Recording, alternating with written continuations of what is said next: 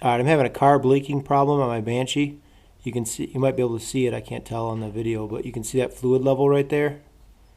That's because the carb is leaking. I took it out and was just putzing around on it. Noticed that there was a little spot underneath it.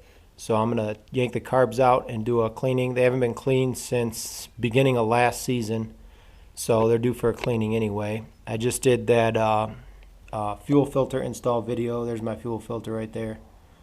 And that doesn't seem to have anything to do with it. I think it was just coincidence that it started leaking about the time that I installed that, because it's only leaking from one carb, so I know it's not the fuel filter that is the problem. So first things first, I'm going to loosen these two clamps right here on both sides. Loosen that clamp on the front. Take off that lock nut right there that holds this brass piece on. Unscrew the top. Then you can pop off this hose on the bottom. And then don't forget the crossover tube in the middle.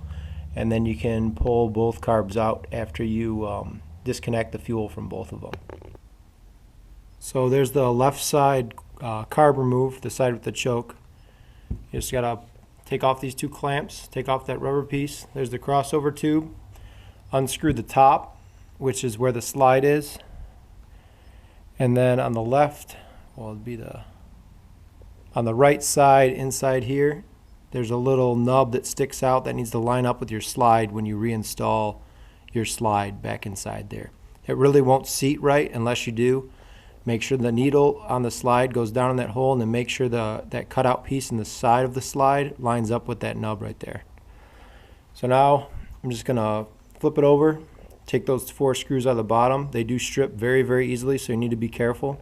I believe you can buy replacement screws that are stainless steel, but then you need to be careful on install because the carb is a lot softer than stainless steel, so it can strip out. There's the float bowl removed. That's pretty spotless. When the float is sitting on the bottom of the carb like that, anything that goes above this level is going to drain down that tube and out that hole. So when it's overflowing out that tube, that's because the fuel level goes above that tube right there. So that can be one of two things. Either this float level right here is set wrong. This float right here just controls that little plunger behind my thumb right there. And so as it goes up, you can actually feel where it touches, where that plunger touches. It touches right about there. And so if it touches way up here, then the problem is that the float is going too high and allowing that fuel level to get above where that tube is right there. So if you're having an overflow problem, it's either that or the plunger isn't sealing. So I'm going to take the plunger out and show you guys how the plunger seals. So there's a little tube right here that kind of clicks into place. I just pushed on this side of it with the screwdriver and it slides out. Set that aside. And then your float comes up. That little tab right there in the middle, if you need to, you can bend that to change where your float allows fuel to come into your bowl. So you don't want to bend that a lot if you don't have to. Most of the time you shouldn't have to bend it. Usually that little tip there on the needle gets corroded or gets a piece of sand or something like that. So when the float pushes that needle down, it can't seal against the inside of where that needle seats right there. So if you have an overflow problem, it's either the float set wrong or that little rubber piece right there isn't sealing properly. So it's a good idea to have a couple spare of these just in case you need to switch them out, or if that gets damaged when you're cleaning it or whatever. And then run a Q-tip and carb cleaner in that hole right there, and then compressed air from an air compressor. If you don't have that, then you can use one of those CO2 keyboard sprayers. So I'm going to spray it out with carb cleaner, run a Q-tip through there, and see if anything comes out. This was not the carb that's leaking, so this one's functioning fine. I'm just doing it as a routine maintenance kind of deal. The other parts you want to clean are your main jet, which are right in the middle right there. You can grab a piece of wire like this and run it through there, or you can use dental picks like these.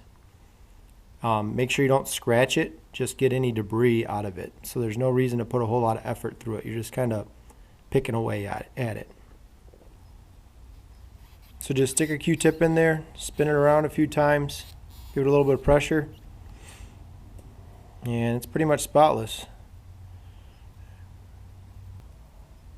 Then put everything back together in the same order you took it apart. Then yank the other carb out, do the same thing. Alright, so it's the next day, and there's still gas and oil underneath the quads, so I know that this overflow tube here is leaking. So I'm going to show you guys how to adjust the float on this carb. I already showed you how to clean it. Now I'm going to show you how to adjust the float since it's still leaking. Alright, so here's your float, and this is your float needle that sits on top of your float. When that gets dirty, it'll leak, or when this float height is set wrong, it'll leak. In order to reset the float height, there's that little tab that sticks up right there.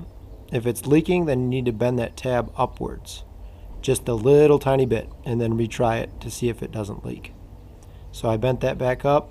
I'm going to reinstall this piece with this screw and this bracket, and then reinstall the needle and see if it leaks.